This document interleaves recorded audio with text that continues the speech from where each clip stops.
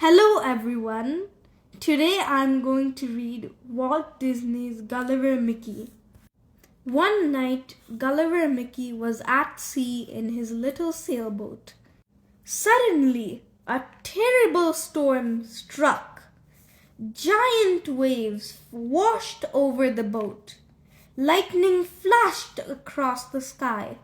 Thunder roared. Boom! Crash!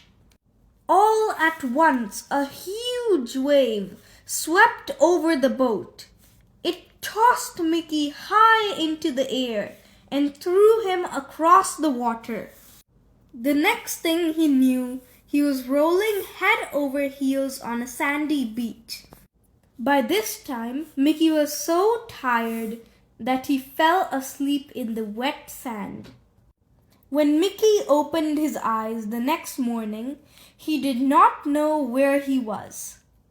He tried to sit up, but he could not move. "I must be dreaming," thought Mickey.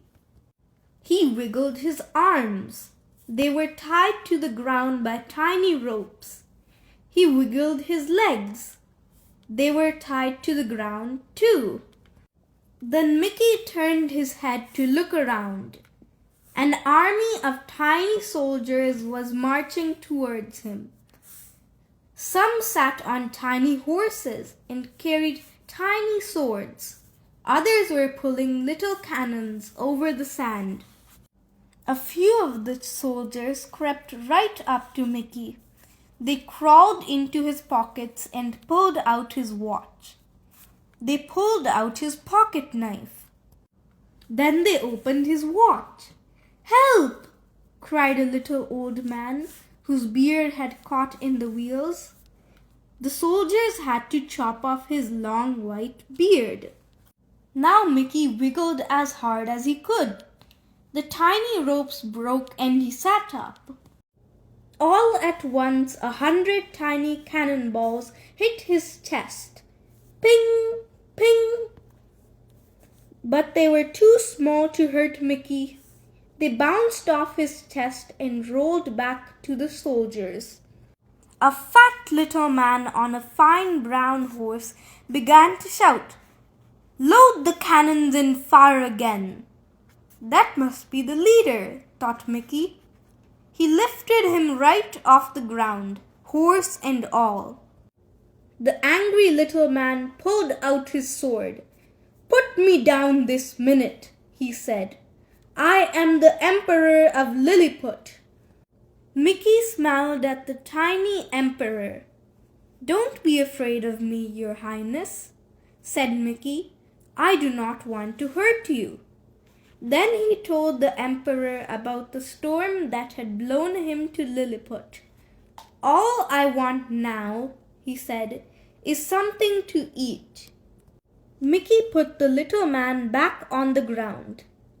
"Bring food for the giant," the emperor shouted.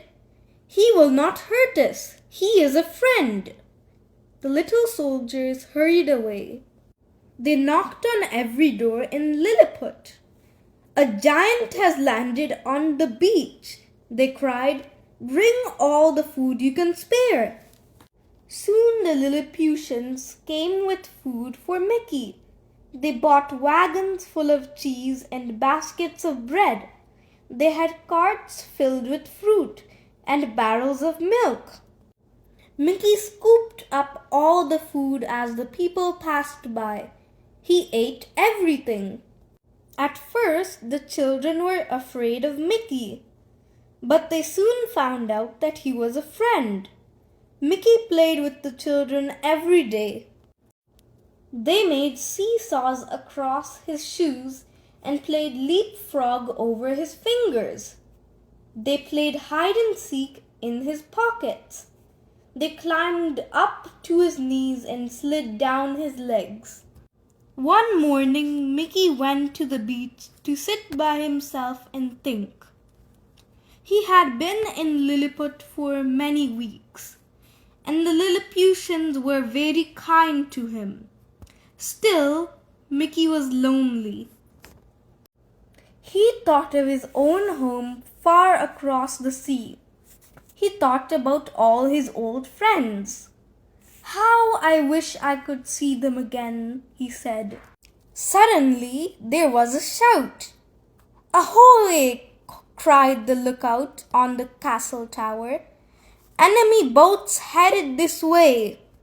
The emperor's soldiers got busy at once. Some of them jumped on their horses and pulled out their swords. Others rolled out the cannons and loaded them. Mickey heard the shouting. "Let me help," he cried, and he waded out to meet the enemy boats. The little boats came closer and closer. They began to fire their cannons. Ping! Ping! The tiny cannonballs bounced off Mickey's chest. Mickey took a deep, deep breath. Then with all his might, whoosh! He blew the enemy boats right out of sight.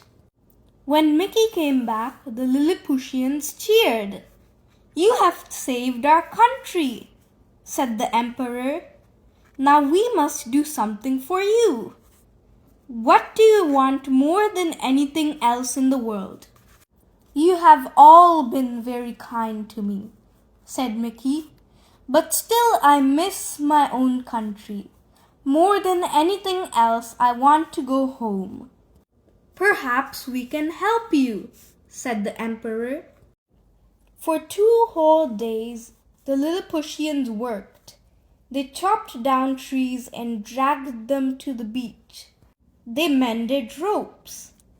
They split logs. They hammered and measured and sawed. They sewed dozens of sheets together to make a giant sail. Then they put the sail on a long pole and raised it high into the air. When they were all done, they showed Mickey what they had built for him. It was a raft. Now he had a way to get home again. "Oh, thank you," said Mickey. The Lilliputians filled their rowboats with barrels of food and water. They loaded everything onto the raft and Mickey climbed aboard. The tiny emperor stood on the shore. "We will miss Mickey," he thought. As Gulliver Mickey sailed out to sea, he waved goodbye to the Lilliputians.